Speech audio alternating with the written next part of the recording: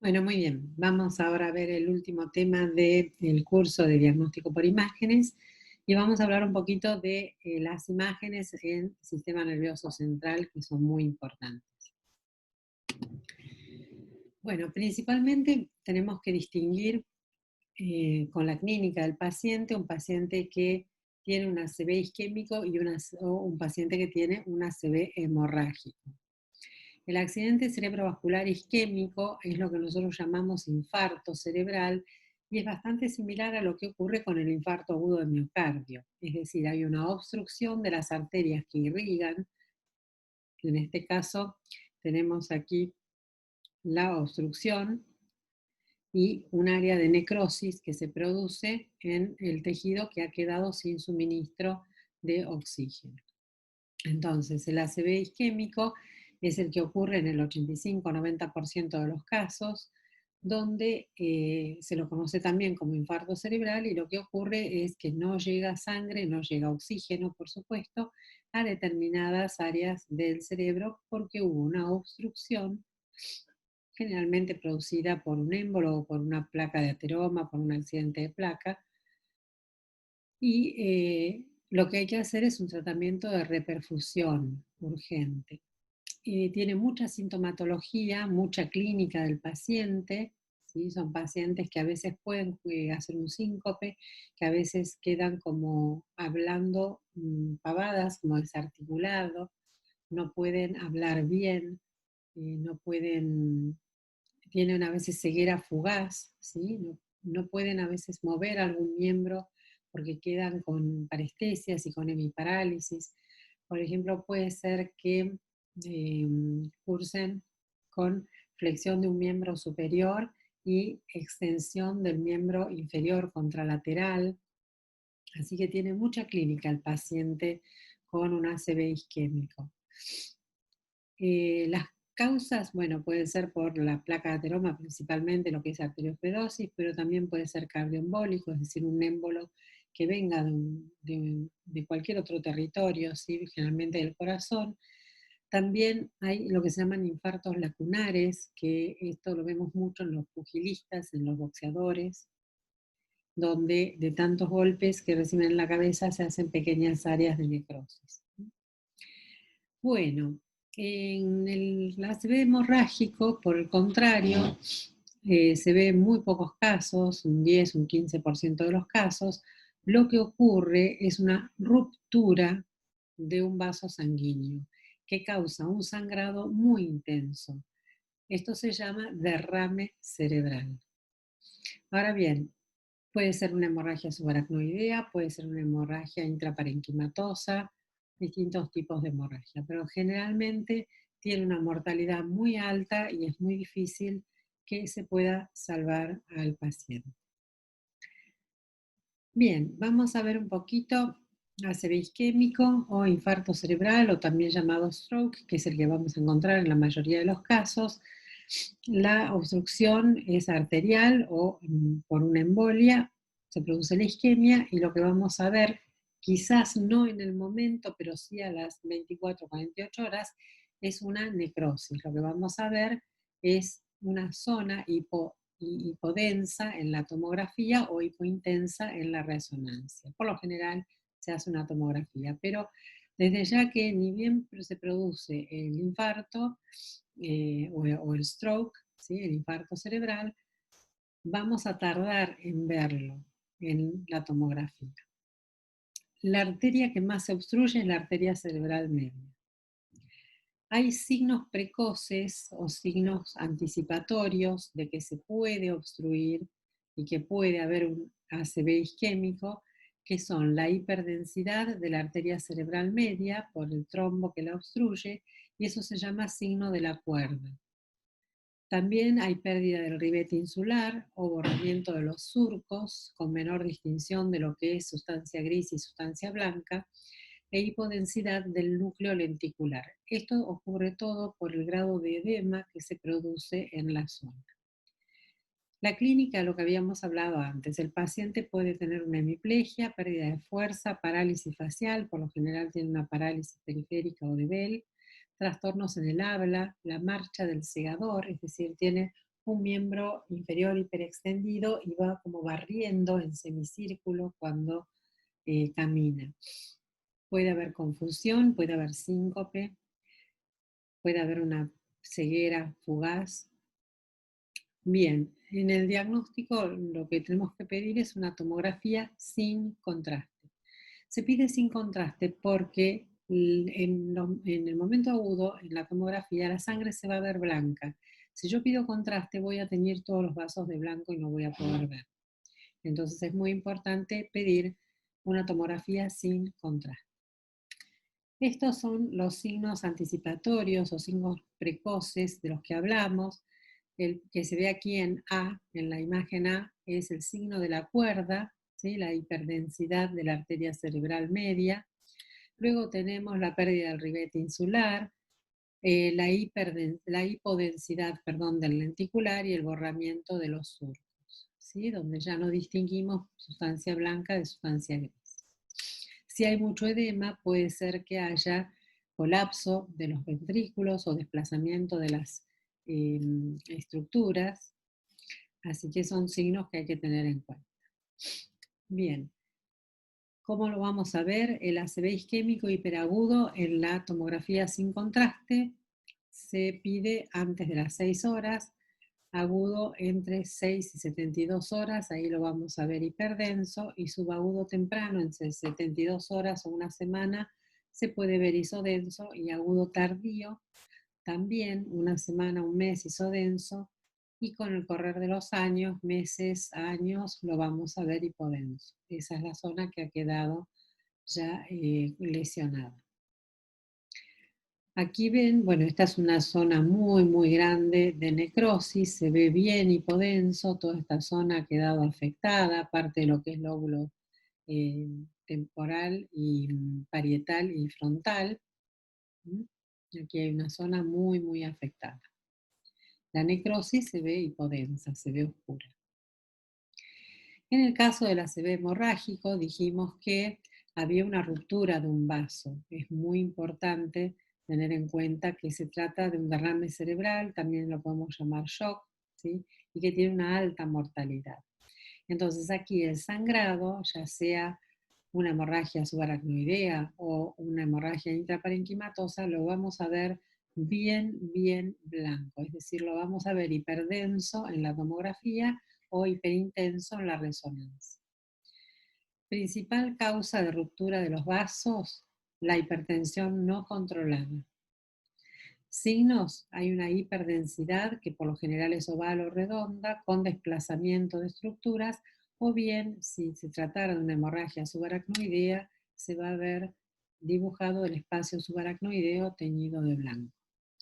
La clínica es una cefalea muy intensa, se llama cefalea en trueno, es un dolor de cabeza atroz. El paciente por lo general se agarra la cabeza y cae al piso, hace síncope o puede hacer convulsiones, pero la mayoría fallece. La sangre es muy irritante para todo lo que es el tejido del sistema nervioso. Aquí tenemos un hematoma muy, muy grande, una hemorragia muy grande, intraparenquimatosa, que es esta imagen que se ve blanca aquí en la tomografía, que se ve hiperdensa, y la imagen oscura corresponde al edema perilesional que se forma. Fíjense ustedes que hay también aquí desplazamiento de la línea media y desplazamiento y colapso de los ventrículos. Todo esto genera que se desplacen las estructuras. Bueno, ahora vamos a hablar de otros tipos de hemorragias que son los hematomas. Hay dos tipos de hematomas, el epidural y el subdural, que pueden obedecer a traumatismos muchas veces, ¿sí? Bien, en el hematoma epidural lo que tenemos que tener en cuenta es que es una ruptura de una arteria, es sangre arterial. Hay una fractura y se rompe una arteria y se produce un hematoma epidural. Tiene forma de lente biconvexa, ¿sí? O panza de embarazada. Por lo general se rompe la arteria meningia media. El hematoma subdural es sangre venosa, y como la sangre venosa corre, ¿sí?, aquí Lo vemos entre la calota, la dura madre, perdón, y el espacio subaracnoideo. La vemos aquí. Entonces vamos a ver el hematoma subdural con forma de media luna y puede ir corriéndose, ¿bien? Puede ir corriéndose, no queda suscrito en algún lugar, sino que puede ir corriéndose en el espacio subaracnoideo. Así que hematoma subdural por debajo de la dura madre y el hematoma epidural entre la dura madre y la calota. El subdural, recuerden que es venoso, el epidural es arterial y la arteria que se lesiona con mayor frecuencia es la meningia media. Bien, hematoma epidural, como dijimos recién, sangre arterial, la arteria meningia media, entre la calota y la dura madre. La principal causa, fracturas y traumatismos, todo lo que sea golpes, tiene forma de lente biconvexa o panza de embarazada, no cruza suturas, puede hacer efecto de masa, es decir, comprimir o desplazar la línea media o comprimir estructuras, y el 95% tiene localización supratentorial. Con respecto a el hematoma epidural, es importante ver acá que tiene esta forma de lente biconvexa. Ustedes ven esto, saben que es un hematoma epidural. El hematoma subdural habíamos dicho que era venoso y está entre el aracnoides y la dura madre. La principal causa también son fracturas y traumatismos, pero esta tiene forma de semiluna, ¿sí? Esta cruza suturas y la locación puede estar en la hoz tentorial o supratentorial. Aquí ven que tiene esta forma de semiluna. Y es sangre venosa, recuerden eso. Las hemorragias intraparenquimatosas son típicas del ACV hemorrágico y era lo que habíamos visto antes, una masa oval o redonda hiperdensa que puede estar rodeada de una zona más hipodensa que es el edema perilesional. La principal causa es la hipertensión crónica no tratada o que ha sido maltratada durante años y principalmente afecta los ganglios de la base. Generalmente el putamen es el más afectado, pero también tenemos el tálamo y en menor medida la protuberancia y el cerebro. Acá ven ustedes hemorragia intraparenquimatosa, esto es por un ACV hemorrágico justamente. Fíjense cómo desplaza estructuras, cómo colapsa todo. Luego tenemos la hemorragia subaracnoidea. La hemorragia subaracnoidea es cuando hay volcado de sangre en el espacio subaracnoideo, ¿sí? Donde normalmente corre todo el líquido cefalorraquídeo, y esto causa muchísima irritación. Puede también haber un volcado ventricular. Generalmente es por ruptura de un aneurisma y puede ser también por ruptura de alguna malformación arteriovenosa o por un traumatismo o pacientes anticoagulados en exceso. Los signos son la hiperdensidad, ¿sí? En todo el espacio subaracnoideo que sigue todas las formas de los pliegues, y puede haber también volcado ventricular. Las vamos a clasificar en traumáticas y no traumáticas. Las traumáticas se van a localizar en el espacio subaracnoideo y las cisternas entre la pía madre y la aracnoides. Generalmente están asociadas a contusiones, golpes, ¿sí? Y rupturas de aneurismas o de malformaciones arteriovenosas. Lo más común es la ruptura de un aneurisma, por eso tienen tanta alta mortalidad.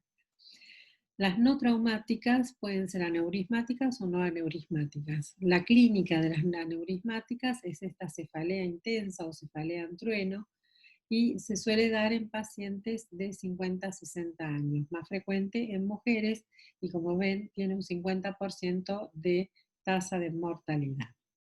Hay dos escalas que nos permiten evaluar la hemorragia subaracnoidea. Una es la escala de Hunt-Hess, que en realidad es una valoración clínica, pero la que más nos interesa a nosotros es la escala de Fisher, porque es una valoración que se hace con la tomografía, con una imagen.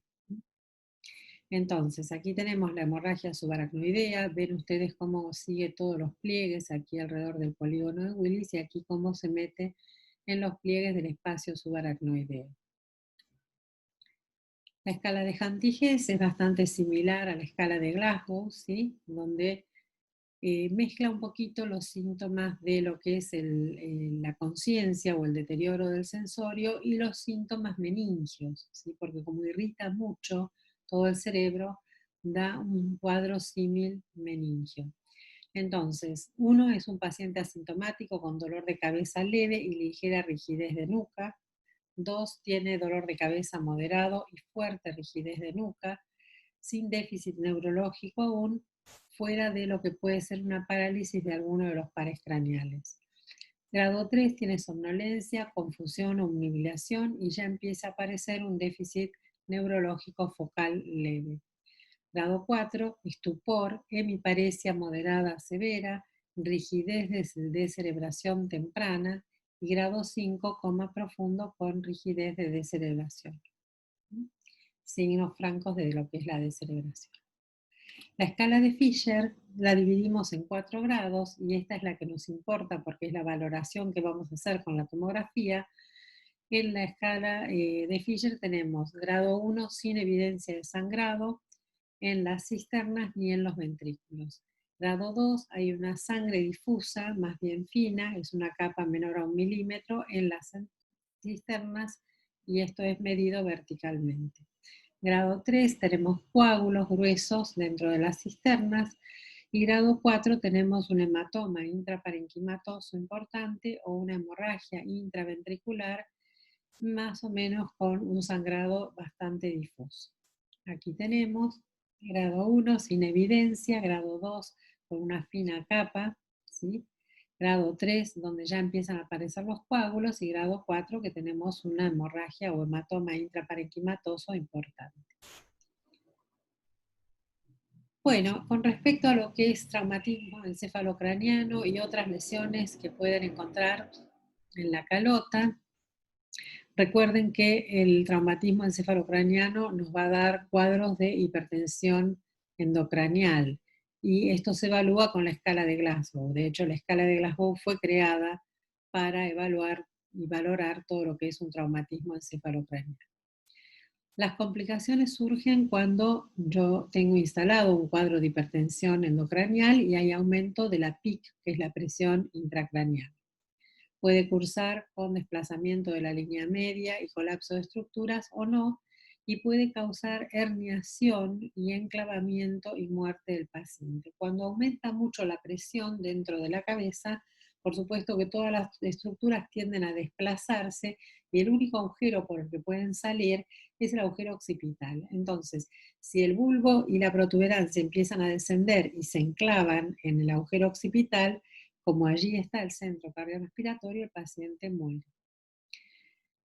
También podemos tener en otras imágenes lesiones osteolíticas que pueden ser causadas por distintas patologías, como habíamos visto las infecciones líticas en la osteomielitis, por ejemplo, que es una infección, o bien en el mieloma múltiple, que son las que se ven con imagen de saca bocado. Mieloma múltiple es una patología oncológica, es un cáncer de lo que es médula ósea. Entonces, podemos tener desde una fractura simple o fisura, una fractura mucho más importante que puede tener exposición de la masa encefálica, y esta es la típica imagen de lesiones líticas en sacabocados, típica del mieloma múltiple. Aquí tenemos tumores, quistes, nódulos y otros hallazgos, ¿sí? Puede ser que desplacen la línea media o no. Por lo general los tumores malignos suelen realzar con contraste.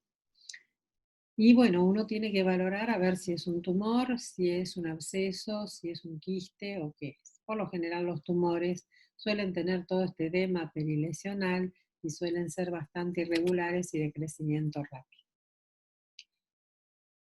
Aquí tenemos un absceso, por ejemplo. Aquí tenemos un quiste muy importante, muy grande. Este quiste causa desplazamiento de la línea media y ha colapsado parte del ventrículo lateral. Esto fue un hallazgo en una tomografía que no se sabe qué es, pero aparentemente apareció una calcificación que por dentro no pareciera tener mayor complicación, ¿no? Tiene un contenido homogéneo, así que puede ser un quiste calcificado muy pequeñito. Pero como ustedes ven acá, no hay desplazamiento de la línea media, no hay ningún problema en particular. Bueno, muchas gracias y muchas gracias por estar presentes en este curso. Esperamos que si tienen consultas nos las hagan a través del foro o a través de WhatsApp o a través de Classroom, de Google Classroom. Nosotros el foro lo vamos a habilitar dentro de muy poco, así que nos estamos comunicando con ustedes por todos los medios que ustedes quieran. Muchas gracias. Hasta luego.